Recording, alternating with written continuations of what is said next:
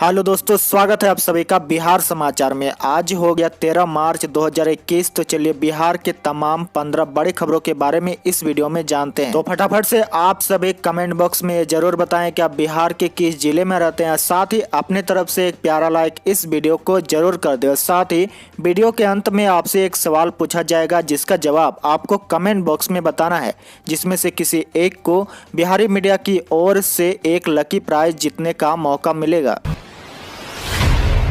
आज की सबसे पहली खबर, गुजरात लोक सेवा आयोग ने निकाली 1200 से ज्यादा पदों पर वैकेंसी। जी हां, गुजरात लोक सेवा आयोग ने 1200 से ज्यादा पदों पर वैकेंसी निकाली है। आयोग के अध्यक्ष दिनेश दास करके इसकी जानकारी दी है। मेडिकल, लॉ, एग्रीकल्चर और जनरल विषय से ग्रेजुएट के लिए कई पदों पर निकाली गई है। इसमें टैक्स इंस्पेक्टर के लिए 243 पदों को भरा जाएगा। आवेदन की प्रक्रिया 16 मार्च से शुरू होगी। उम्मीदवार 31 मार्च तक एप्लीकेशन फॉर्म सबमिट कर सकेंगे। अगली बड़ी खबर, बिहार एस्टेट का रिजल्ट जारी, 37,000 शिक्षकों की होगी नियुक्ति। जी हां, काफी लंबे समय के इंतजार के बाद बिहार विद्यालय परीक्षा समिति ने एस्टेट 2019 का रिजल्ट जारी कर दिया है। शिक्षा विभाग के सचिव संजय कुमार ने इस बात की पहले ही जानकारी दे दी थी कि शुक्रवार को एस्टेट का परिणाम घोषित किया जाएगा। शाम 4 बजे का समय निर्धारित किया गया था, लेकिन थोड़ी देरी के बाद रिजल्ट की घोषणा हुई है। जो अभ्यर्थी परीक्षा में शामिल हुए थे वे अपना रिजल्ट www.bsestate2019.in और biharboardonline.government.in पर देख सकते हैं। आपको बता दें कि बिहार बोर्ड ने एस्टेट 2019 के 15 में से 12 विषय का रिजल्ट जारी किया है, जिसमें 24,599 अभ्यर्थी पास हुए हैं। इस परीक्षा में कुल 1,78,000 परीक्षार्थी शामिल हुए थे। साथ ही ये परीक्षा पास करने वाले उम्मीदवारों ने 37,335 शिक्षकों की नियुक्ति की प्रक्रिया में हिस्सा लेने के लिए पात्रता हासिल कर ली है। बिहार में इलेक्ट्रिक बस का न्यूनतम किराया 10 रुपया हुआ। अब गर्मी में एसी बस का मजा ले सकेंगे पटना वासी। जी हां, पटना के लोगों के लिए राहत भरी खबर है। बिहार राज्य पथ निगम ने इलेक्ट्रिक बसों का किराया कम करने का फैसला लिया है। ऐसे में गर्मी के मौसम में लोग अब वातानुकूलित व प्रदूषण रहित इलेक्ट्रिक बस में आसानी से यात्रा कर सकेंगे। बिहार राज्य पथ परिवहन निगम के प्रशासक श्याम किशोर ने जानकारी देते हुए कहा कि निगम ने पटना में चलने वाले इलेक्ट्रिक बसों का किराया कम करने का फैसला किया है। इलेक्ट्रिक बसें से यात्रा करने वाले लोगों को अब न्यूनतम किराया 10 रुपये ही देने होंगे। पहले इस बस का न्यूनतम किराया 20 रुपये और अधिकतम किराया 50 रुपये था। न्यूनतम किराया 10 रुपया किए जाने से पटना में लोकल सफर करने वाले लोगों को फायदा मिल सके। उदाहरण के तौर पर आपको बता दें कि पटना में रहने वाले लोग 5 किलोमीटर की दूरी सिर्फ 10 रुपये में तय कर सकेंगे। गांधी मैदान से पटना जंक्शन तक ऑटो के बराबर 10 रुपये किराया देना होगा। पटना जंक्शन से आयकर गोलंबर तक के लिए 10 रुपये ही देने होंगे। इसी तरह आयकर गोलंबर से पटना जू पहुंचने के लिए भी 10 रुपये ही लगेंगे। अगली बड़ी खबर, जदयू में विलय से पहले उपेंद्र कुशवाहा को लगा बड़ा झटका। राजद में शामिल हुए 3 दर्जन नेता। बिहार के मुख्यमंत्री नीतीश कुमार की पार्टी जदयू में अपनी पार्टी राष्ट्रीय लोक समता दल का विलय करने से पहले पार्टी अध्यक्ष उपेंद्र कुशवाहा को बड़ा झटका लगा है। रालोसपा के प्रभारी प्रदेश अध्यक्ष वीरेंद्र कुशवाहा सहित बिहार झारखंड के तमाम पदाधिकारी तेजस्वी यादव की मौजूदगी में राजद में शामिल हो गए हैं। नेता प्रतिपक्ष तेजस्वी की मौजूदगी में राजद के प्रदेश अध्यक्ष जगदानंद सिंह ने रालोसपा के लगभग 3 दर्जन नेताओं को पार्टी की सदस्यता दिलाई है। इस मौके पर तेजस्वी ने कहा कि उपेंद्र कुशवाहा जी को छोड़कर पूरी पार्टी का राजद में विलय हो गया है। जदयू में रालोसपा के विलय से पहले राजद में पार्टी के बड़े चेहरे का जाना कुशवाहा के लिए बड़ा झटका है। तेजस्वी के बाद अब हेमंत भी ममता के साथ। पश्चिम बंगाल चुनाव में जेएमएम नहीं उतारेगा उम्मीदवार। जी हां, पश्चिम बंगाल में होने वाले विधानसभा चुनाव में राष्ट्रीय जनता दल के बाद अब ममता बनर्जी को झारखंड मुक्ति मोर्चा का भी साथ मिल गया है। झारखंड के सीएम हेमंत सोरेन ने ऐलान कर दिया है कि बंगाल में उनकी पार्टी तृणमूल कांग्रेस को समर्थन करेगी और कोई भी सीट पर चुनाव नहीं लड़ेगी। बता दें कि इससे पहले बिहार के नेता प्रतिपक्ष तेजस्वी यादव ने पश्चिम बंगाल के मुख्यमंत्री ममता बनर्जी से नबना में मुलाकात की थी और साफ कर दिया था कि जहां भी जरूरत पड़े हम ममता बनर्जी के साथ खड़े हैं।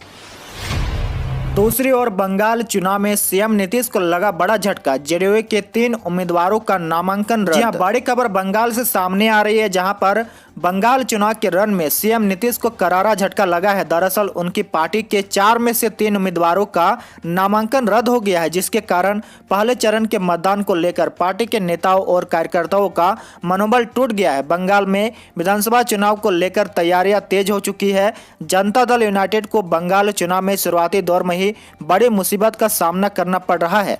पहले चरण में जदयू के 4 उम्मीदवारों ने नामांकन किया था, जिसमें से 3 कैंडिडेट का नामांकन कैंसिल हो गया है। बताया जा रहा है कि बंगाल के मिदनापुर और बांकुरा क्षेत्र में पार्टी ने 4 उम्मीदवारों को मैदान में उतारा था।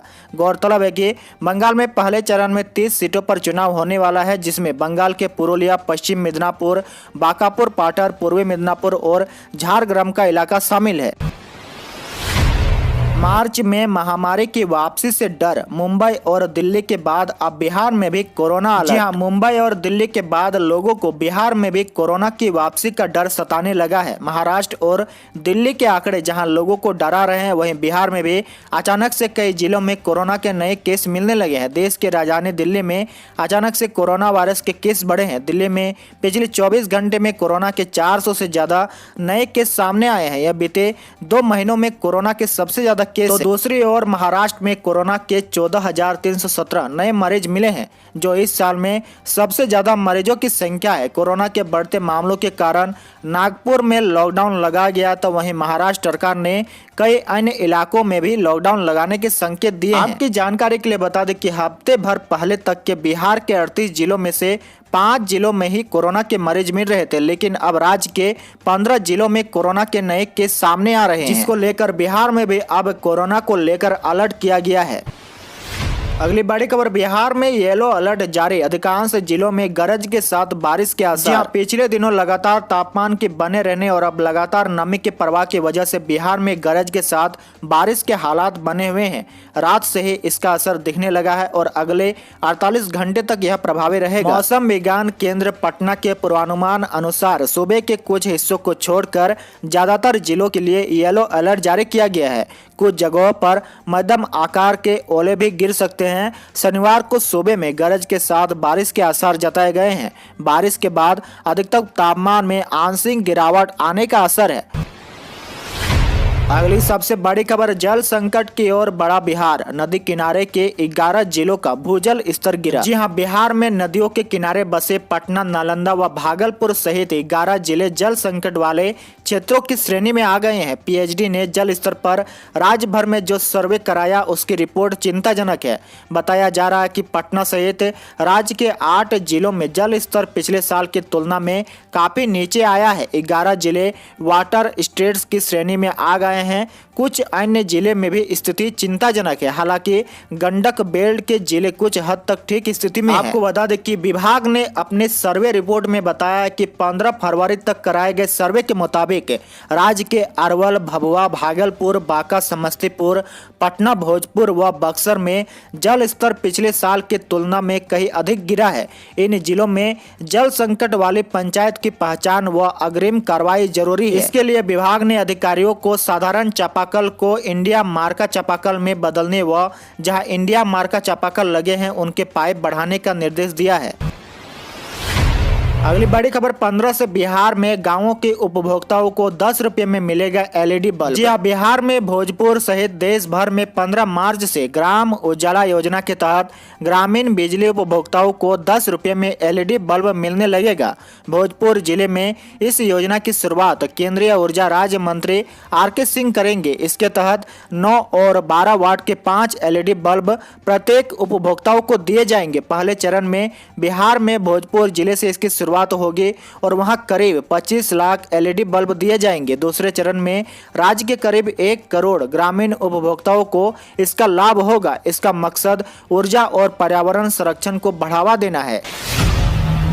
बिहार के नाम 2 साहित्य अकादमी पुरस्कार, मुजफ्फरपुर की अनामिका हिंदी कविता में यह सम्मान पाने वाली पहली महिला। साहित्य अकादमी ने 20 भाषाओं में अपने वार्षिक साहित्य अकादमी पुरस्कार की घोषणा की है। इसमें को पुरस्कार मिला है। मुजफ्फरपुर की अनामिका और मधुबनी निवासी प्रसिद्ध साहित्यकार कमलकांत झा को वर्ष 2020 के लिए साहित्य अकादमी पुरस्कार मिला है। अनामिका को यह सम्मान उनकी हिंदी कविता संग्रह टोकरी में दिगंत थेरी गाथा के लिए दिया गया है। हिंदी में कविता संग्रह संग्रह के लिए साहित्य अकादमी पुरस्कार पाने वाली ये देश की पहली महिला साहित्यकार है।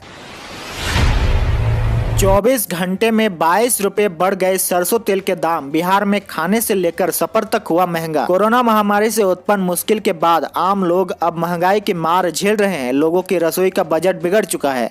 खाद्य एवं उपभोक्ता संरक्षण विभाग की रिपोर्ट के अनुसार सरसों के तेल, प्याज, चावल और दाल की कीमतों में और इजाफा हुआ है। इधर डीजल पेट्रोल की कीमत में बढ़ोतरी के कारण परिवहन विभाग की इजाजत के बिना ही बिहार ट्रांसपोर्ट मोटर फेडरेशन ने लंबी रूटों की बसों का किराया 20% तक बढ़ा दिया है। खाद्य उपभोक्ता विभाग की रिपोर्ट के मुताबिक 9 मार्च से 10 मार्च के बीच सरसों तेल की कीमत में 22 रुपए की तेजी आई है। वहीं चावल, अरहर दाल, प्याज के लिए भी आम लोगों को अधिक पैसे देने पड़ रहे हैं।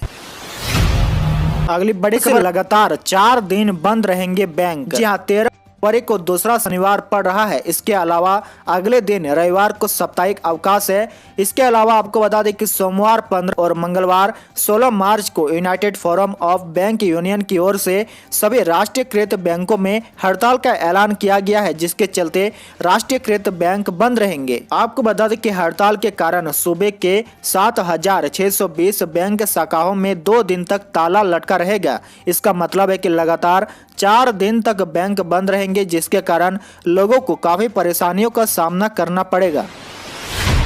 अगली बड़ी खबर, छात्र छात्राओं की समस्या के लिए बिहार विश्वविद्यालय के सभी कॉलेजों में बनेगी समिति। जी हाँ, छात्र छात्राओं की किसी भी तरह की समस्या के समाधान के लिए बिहार विश्वविद्यालय के सभी 74 कॉलेजों में आंतरिक शिकायत समिति का गठन किया गया है। हर कॉलेज के इस समिति में 6 सदस्य होंगे। जिला प्रशासन की गोपनीय शाखा की ओर से आए पत्र के आधार पर इसका गठन हुआ है। समिति की अध्यक्षता को शनिवार को राष्ट्रीय महिला आयोग नई दिल्ली के सदस्य प्रशिक्षण देगी। आयोग की सदस्य इनको ट्रेनिंग देगी। उन्हें यह बताई कॉलेज में छात्र छात्राओं की शिकायत और समस्याओं का समाधान कैसे किया जाए।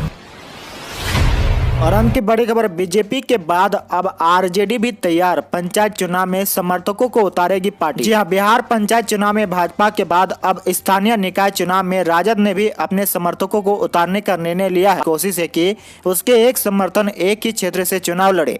समर्थकों के बीच आपस में टकराव नहीं हो, ताकि पार्टी के अधिक से अधिक लोग चुनाव जीत सके। साथ ही पार्टी ने तय किया है कि वार्ड हो या मुखिया, पंचायत समिति हो या जिला परिषद के उम्मीदवार एक क्षेत्र से दल के एक ही समर्थक चुनावी मैदान में उतरेंगे। आज के लिए आपका सवाल बताएं कि बिहार में मंदार महोत्सव किस जिले में मनाया जाता है। इसका जवाब आप हमें नीचे कमेंट बॉक्स में जरूर बताएं।